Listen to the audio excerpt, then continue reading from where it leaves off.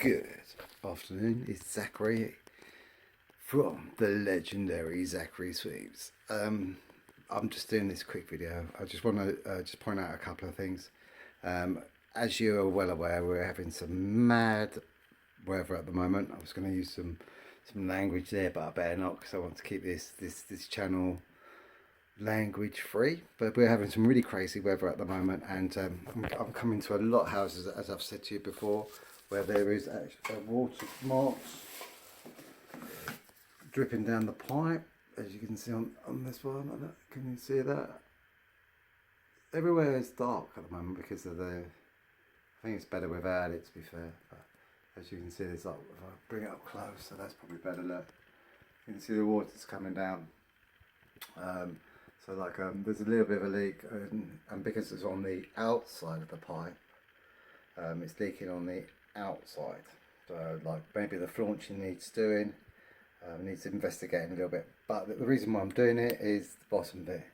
You see this bit here, you see the rusty bit around the actual collar? Alright, if you leave this, if you ignore it, it's going to end up costing you a new stove. So remember that. So if you've got stuff like that that's coming down and you don't do anything about it, it's going to cost you a new stove because it will rust through.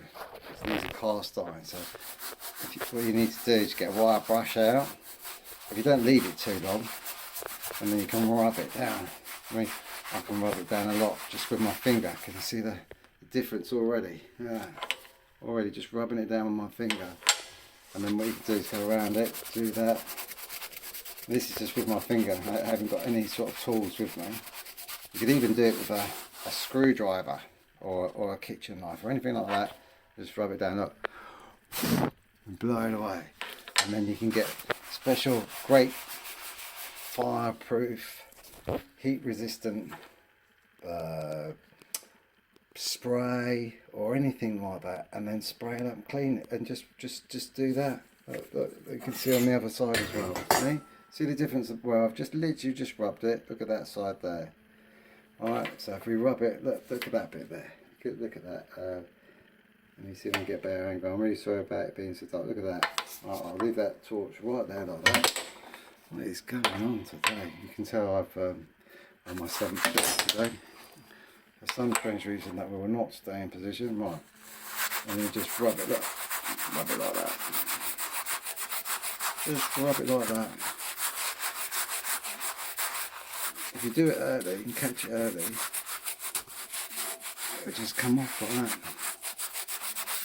See the difference? Get a bit of sandpaper.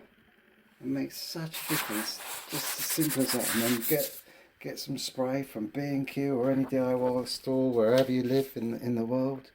Look at the difference of it already. Look at that difference. And then all you've got to do is just spray it, or you get that stuff that I've showed you before that you can buy, like boot polish stuff, rub it on there and it brings it up. And then remember, fans, make sure they're pointing towards the pipe. And obviously this needs to be investigated, see why it's leaking. It's leaking on the inside, on the outside side, so it needs to be sorted out. But just a little rub like that, around the sides like that, and it makes all the difference. Otherwise, if you ignore it, which I'm seeing a lot of people do, you're going to be buying a new one of these. Because what will happen is the collar will be fine, because as you can see there's no issues with the collar.